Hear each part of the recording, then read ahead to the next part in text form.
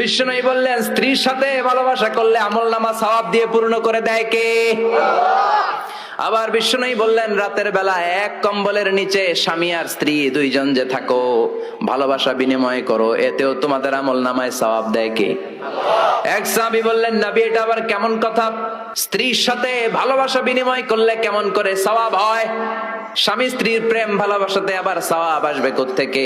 বিষ্ণু বললেন, এটাই ইসলাম। এই ভালোবাসা যদি স্ত্রীর সাথে শেয়ার না করে শালীর সাথে করো, গুনাহ আছে না নাই?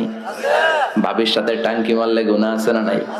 তো শালীর সাথে ভাবির সাথে যদি ভালোবাসা শেয়ার করেন, যদি গুনাহ হয়, নিজ স্ত্রীর সাথে ভালোবাসা শেয়ার করলে সওয়াব হয়।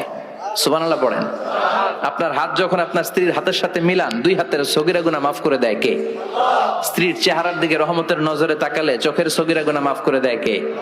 আর শালীর দিকে তাকাইলে কবিরা গুনাহ দেয় কে? কথা বলেন, তাকানো যাবে?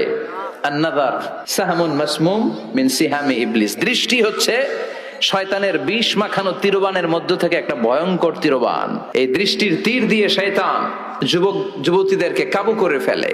এজন্য আমার যুবক ভাইরা, তোমাদের এই স্মার্টফোন গুলোর ভিতরে ইন্ডিয়ান নায়িকাদের কোমর দুলানো ড্যান্স রাখা যাবে না। চিল্লায় বলো ঠিক কিনা?